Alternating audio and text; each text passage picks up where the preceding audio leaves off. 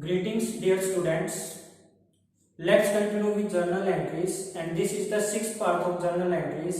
I have already uploaded 5 parts of journal entries on YouTube. You can go there and watch them. Let's continue. बेटा 7th entry पे मैंने last class में करा दिया था। 7th entries तक हम कर चुके थे, अब 8th पे आ चुके हैं। Paid insurance premium by cheque. Insurance premium cheque के द्वारा पे किया गया। अब देखो, इंश्योरेंस प्रीमियम पे किया है। इंश्योरेंस प्रीमियम पहली बात तो ये समझ लो होता क्या है। अगर हमने कोई भी इंश्योरेंस पॉलिसी ले रखी है, उससे रिलेटेड हर महीने हमें किस्त देनी पड़ती है, जिसको प्रीमियम बोलते हैं। तो वो जो किस्त देनी पड़ती है वो पे की है। ठीक है, क्लियर सी बात। अगर हम किस्त देते हैं, इंस्टॉलमेंट दे रहे हैं, तो हमारे पास से पैसा जाएगा। ठीक है, अब एक बात देखो, यहां पर एक नई जो चीज आई है, चेक वर्ड आया है। चेक चेक आपको पता है, जो चेक होता है वो बैंक में जाके क्लियर होता है, बैंक में लगाते हैं चेक को। तो जब भी आपको चेक दिख जाए तो चेक के नाम का हम बैंक वर्ड यूज कर लेंगे।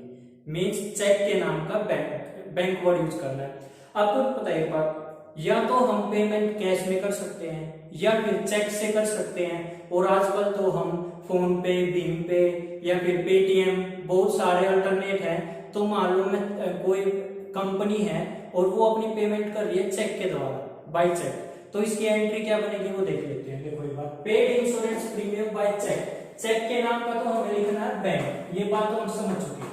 अब इंश्योरेंस प्रीमियम दिया है हमारे पास से जब इंश्योरेंस प्रीमियम जाएगा, एक तरह से देखा जाए हमारे लिए एक एक्सपेंस है, और एक्सपेंस जाते हैं नॉमिनल अकाउंट में। क्यों जाते हैं? क्योंकि नॉमिनल अकाउंट का रूल होता है debit all expense and loss and credit all income and gain. Means nominal account ये बोलता है अगर कोई एक्सपेंस हो उसको डेबिट साइड लिख दो।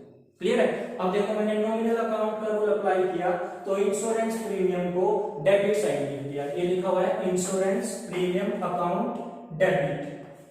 बेटा अमाउंट कुछ भी हो सकती है, 5,000, 10,000, 10,000, 12,000, जो भी हो गया वो लिख लेंगे। मैंने स्पेस के कारण नहीं लिखी है, तो आप लिख लेना इंश्योरेंस प्रीमियम अकाउंट डेबिट। अब हमारे पास से क्या गया? चेक गया, और चेक के नाम का क्या लिखना? बैंक लिखना। अब याद रख लेना, चेक भी रियल अकाउंट में जाता है। मीन्स चेक जाएगा रियल अकाउंट में, और रियल अकाउंट का रूल है debit what comes in and credit what goes out. अब गया क्या है? चेक गया है, और चेक के नाम का बैंक लिखना, और जो जाएगा उसको क्रेडिट साइड लिख देंगे। रियल अकाउंट का रूल अप्लाई किया है, अब इसको क्रेडिट साइड लिख रहे हैं। टू मींस क्रेडिट ही होता है, और चेक के नाम का मैंने बैंक अकाउंट लिख देंगे। क्लियर है? First entry. फिर वही बेटा बीइंग लिखो, यहाँ पर नरेशन लिखने के लिए बीइंग लिख के ऐसे BEING, और एज इट इज इसको उतार दो, paid insurance premium by cheque, ये उतार दिया मान लो, और ब्रैकेट बंद। ये फर्स्ट एंट्री हो गई।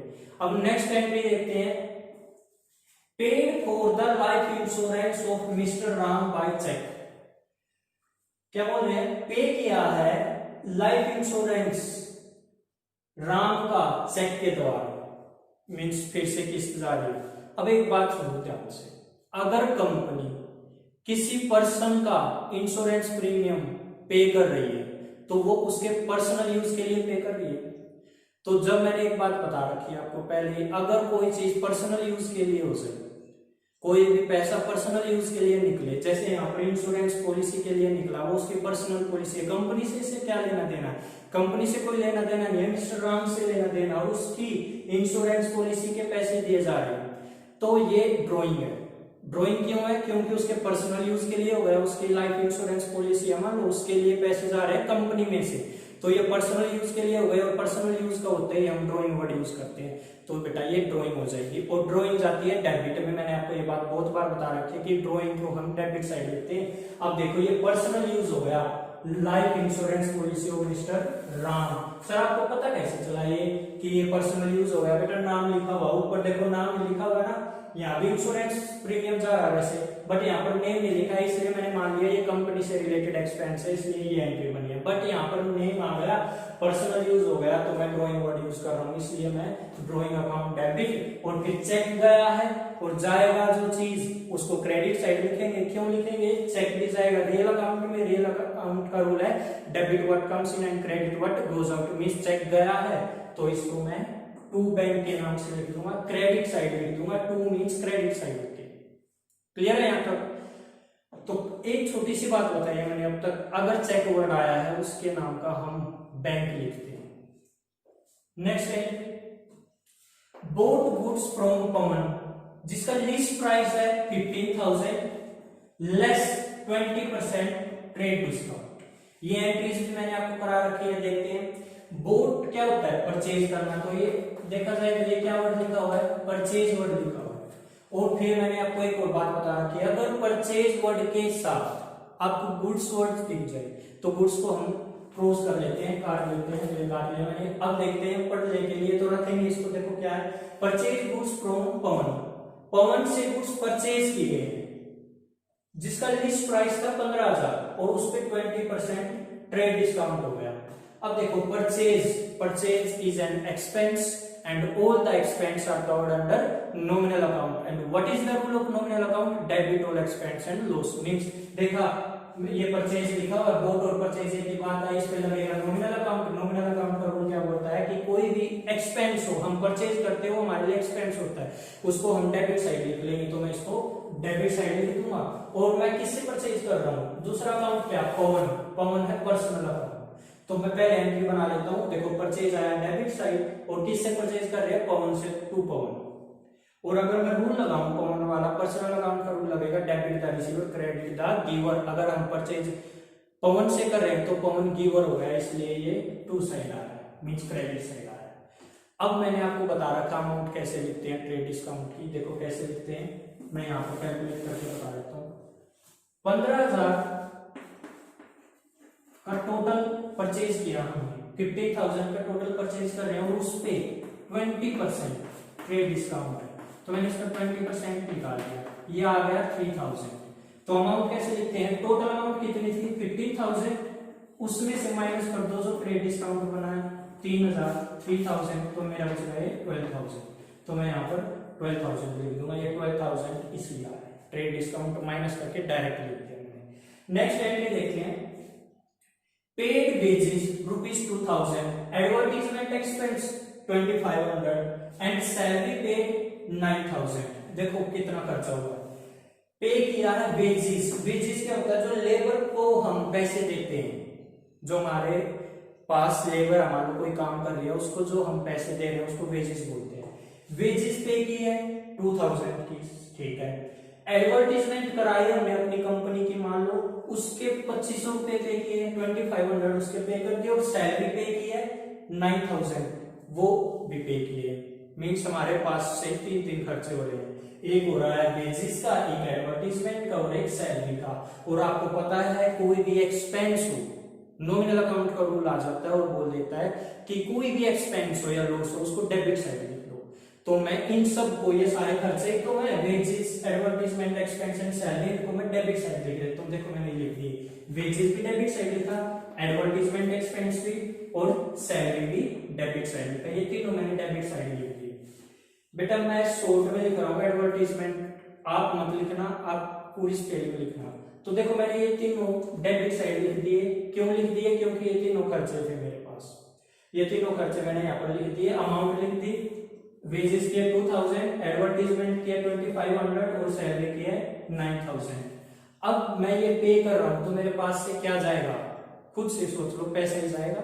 जब मैं वेजेस दूंगा पैसा जाएगा, एडवर्टीजमेंट दूं, एक्सपेंसेस पे करूंगा तो भी पैसा जाएगा, सैलरी पे करूंगा तो भी पैसा जाएगा, मेरे पास से पैसा जा रहा है। अब मेरे पास से अगर पैसा जा रहा है मींस कैश जा रहा है, और कैश आता है रियल अकाउंट में, और रियल अकाउंट का रूल है debit what comes in and credit what goes out. अगर कुछ जा रहा है उसको क्रेडिट कर दो। तो देखो कैश मेरे पास से जा रहा है जब मैं ये एक्सपेंस पे कर रहा हूं और मैंने इसको क्रेडिट साइड लिख दिया, टू मींस क्रेडिट होता है। अब मैं क्या करूंगा? इन तीनों को टोटल करूंगा, 9,000 को, 2,500 को, 2,000 को टोटल करके जो भी अमाउंट आएगी कैश के सामने लिख दूंगा। टोटल खर्चा मेरा 13,500 रुपीज हुआ है। क्लियर है ये बात? मैंने एक ही एंट्री में देखो 2 से ज्यादा एंट्री जोड़ दी, 2 एंट्री, फर्स्ट, सेकंड और थर्ड। इसको मैं कंपाउंड एंट्री भी बोल सकता हूँ। कंपाउंड मीन जोड़ना। जब एक एंट्री में 1 से ज्यादा एंट्री जुड़ जाए उसको कंपाउंड एंट्री बोलते हैं। देखो ये compound entry. Next, receive interest 500, interest receive हुआ है, इंटरेस्ट मीन ब्याज, ब्याज रिसीव हुआ कंपनी को, हम कंपनी अपने आप को कंपनी मान के चलते हैं, तो कंपनी को इंटरेस्ट रिसीव हुआ, इट मींस कुछ पैसे रिसीव हुए होंगे, और अब इंटरेस्ट रिसीव हो रहा है तो ये हमारे लिए इनकम है। नॉमिनल अकाउंट का रूल क्या बताता है, डेबिट में तो कोई भी एक्सपेंस या लॉस हो उसको लिख लो, और अगर कोई इनकम या गेन हो रहा है उसको क्रेडिट साइड लिख लो। तो इंटरेस्ट रिसीव हो रहा है तो ये मेरे लिए इनकम है, और इनकम को मैं क्रेडिट साइड लिख लूंगा। देख लो मैंने क्रेडिट साइड लिख रखा है, टू इंटरेस्ट रिसीव, क्योंकि ये मेरे लिए इनकम है, टू मींस क्रेडिट। तो इंटरेस्ट मिला होगा तो मिला क्या होगा, कैश मिला होगा, तो दूसरी साइड अपने आप से सोच के देखो कैश आया होगा तो दूसरी साइड कैश आ जाएगा, तो कैश अकाउंट डेबिट, कैश आया होगा debit what comes in, real account का रूल लग गया तो ये एंट्री बन जाएगी। क्लियर बेटा। अब नेक्स्ट देखते हैं रिसीव्ड कमीशन, अब की बार कमीशन मिल गया, ये भी मेरी इनकम है, और इनकम आई क्रेडिट साइड, देखो क्रेडिट साइड लिखा हुआ है, टू कमीशन रिसीव, और जब कमीशन रिसीव होगा अपने आप से सोच के देखो कैश ही तो रिसीव हुआ होगा, तो दूसरी साइड मींस डेबिट साइड में मैंने कैश लिख दिया, डेबिट व्हाट कम्स इन, क्योंकि कैश आता है रियल अकाउंट में, और रियल अकाउंट का रूल होता है debit what comes in and credit what goes out, तो डेबिट आ जाएगा कैश में, सॉरी कैश आ जाएगा डेबिट में, कैश अकाउंट डेबिट, अमाउंट लिख देंगे 2000। तो बेटा ये जर्नल एंट्री भी कंप्लीट हो चुकी है। अब हम और प्रैक्टिस करेंगे जर्नल एंट्रीज की नेक्स्ट वीडियो।